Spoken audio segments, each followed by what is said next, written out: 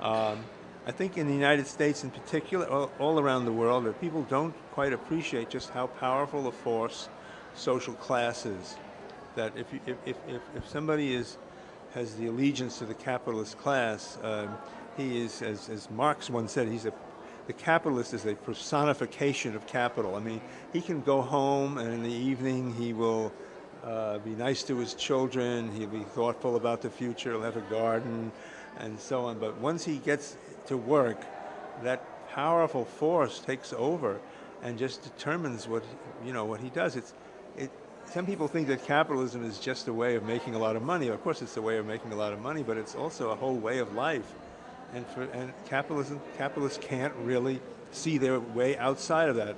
One of the sections in my book treats it very substantially with the psychology of the ruling class. There are about 10 different things you can look to see why it is they can't quite get it.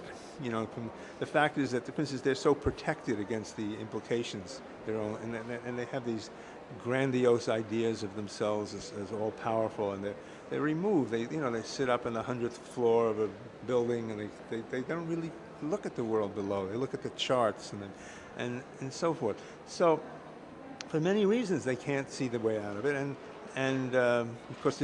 Or for another way, if a capitalist does see his way out of it, what happens is he stops being a capitalist and somebody else comes and replaces him. So he's not killed or anything. He retires. He can go, play golf or do whatever he like. Go to Florida. Travel around the world. But then somebody else takes over that position. There's always a long line waiting outside the door. So capital is this power, and it creates the capitalist of a certain sort. And the capitalist funds this and supports only these kinds of major, news organizations, whereas by good fortune, we've now reached the stage where the contradictions are so great that you are seeing more and more people stepping outside of that. So this picture is a lot more hopeful in many ways than it was 5 or 10 years ago.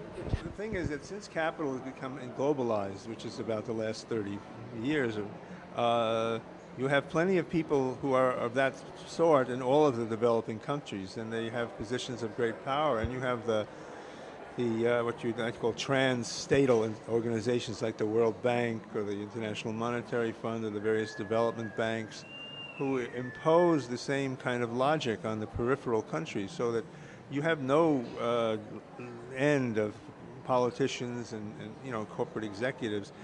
And certainly in Brazil, because Brazil is an intermediate country, it's very powerful, but also has many developing areas. But you take even place like Bangladesh, or very poor, but even there you'll always see the hand of capital, the hand of U.S. imperialism, and they will impose that same point of view. So yes, if you want good treatment of these issues, you can consult the press in certain countries that have good coverage. To some degree in India, but actually the best national coverage is in England.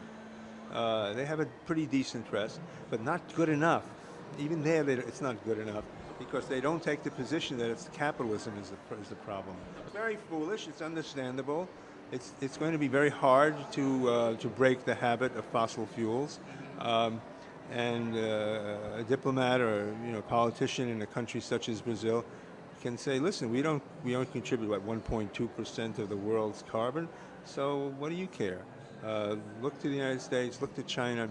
Now, from one level, that's understandable, but of course it's just as suicidal, really, because what they don't appreciate is that the entire planet is involved in this.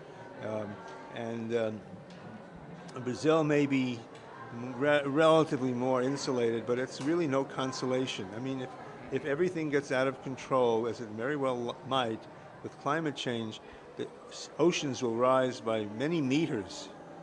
And that means that, Brazil has a lot of cities on the ocean. Those cities are going to get, they're going to get flooded.